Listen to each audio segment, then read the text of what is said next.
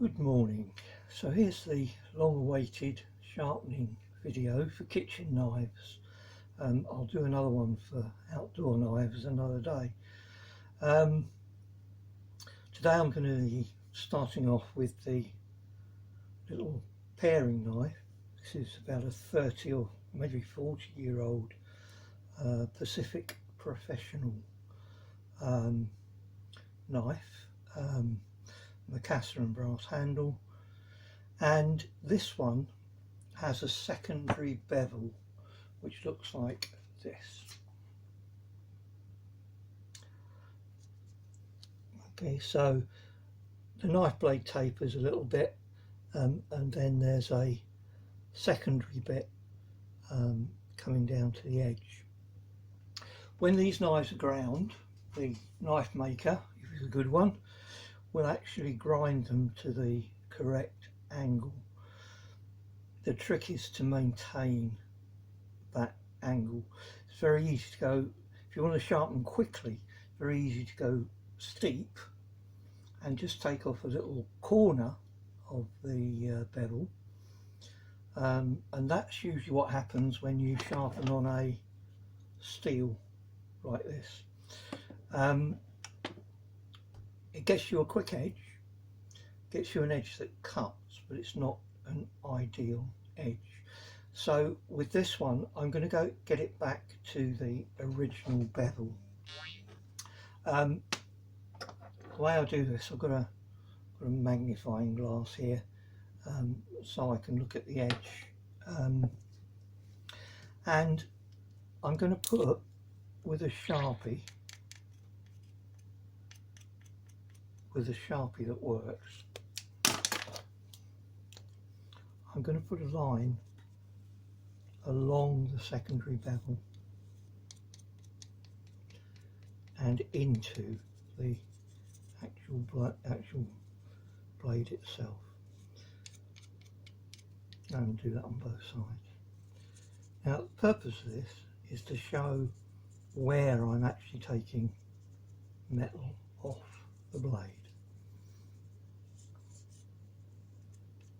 Okay, right. I'll come off with a bit of mess later. I'm using a loctite carborundum stone. I was very lucky to pick this up for about a £5 from a second-hand tool stall at one of the wood fairs I went to. I think it cost me about a £5. Probably it was a lot more than that new, and it was unused when I got it. So I'm just going to drop it out the box. Now this has a fine side and a coarse side, and we will start with the coarse side.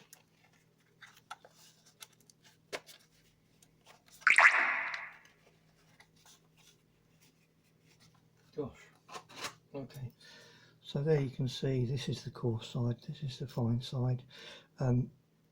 Unless you've got something wrong, we don't go backwards. Once you've gone to fine, you don't go back to coarse. So I'm going to flip that over and put it on the coarse side. This is an oil stone, so this is some oil. This is Wilkinson's cheapo 3-in-1.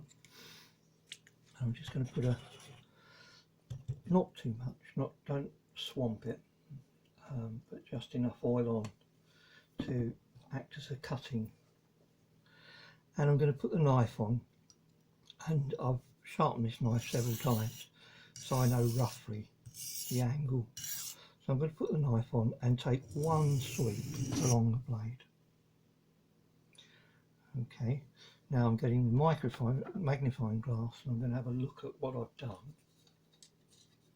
to see what sort of, where I've taken the metal off.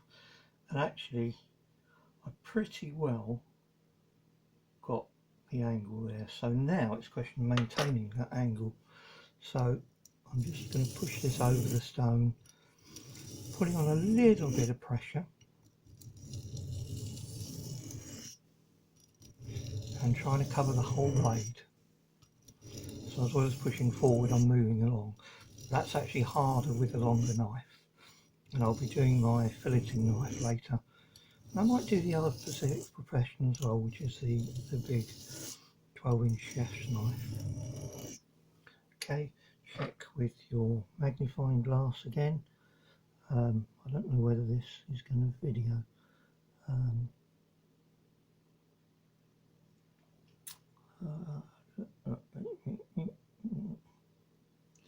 And you can see I'm not taking anything off the blade, but the actual secondary bevel I've pretty well got all the way along. So maintaining that angle, that's, you know, practice. You get a feel for it. Now I'm going to do the other side, and you'll notice with the stone, check I've got the angle. Yep. You'll notice with the stone, I'm pulling the knife towards me, and one of the ways to tell you've got the angle is that you'll just rise a little bow wave of oil as the knife pulls over. Now that's only a guide, because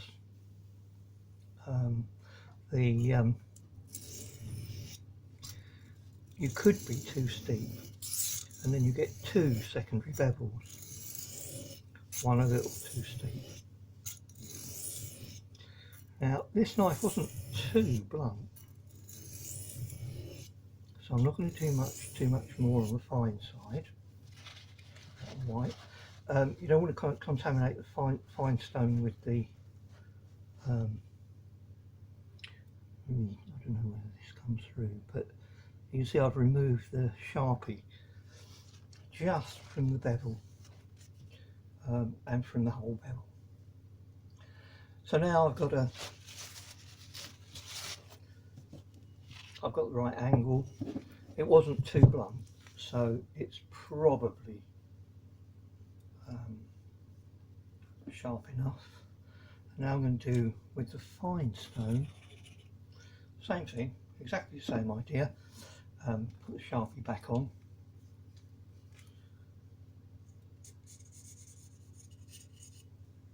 Of course now it's oily, I won't take the Sharpie with it.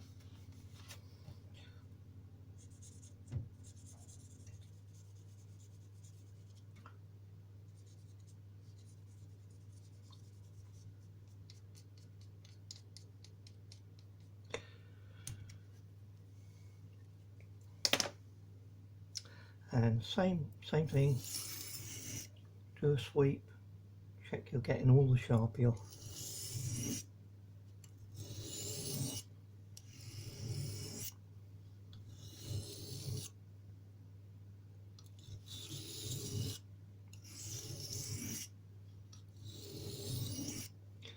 Just looking for that little bow wave. Try not to roll. Very easy to do that. If you do that, what you'll end up with is a convex edge, which is undesirable, as the actual angle at the tip is too steep. My axes mainly have a convex edge. The exception is my side axe, which has only half a concave. So keep checking that you're taking the Sharpie off from the whole edge. You put more Sharpie on. In fact, it's probably a good idea the first few times you do this. Now that's got a coarse edge. What I'm doing, I'm putting a slight saw edge on it. Now for butcher knives, that's quite desirable. I spent a lot of time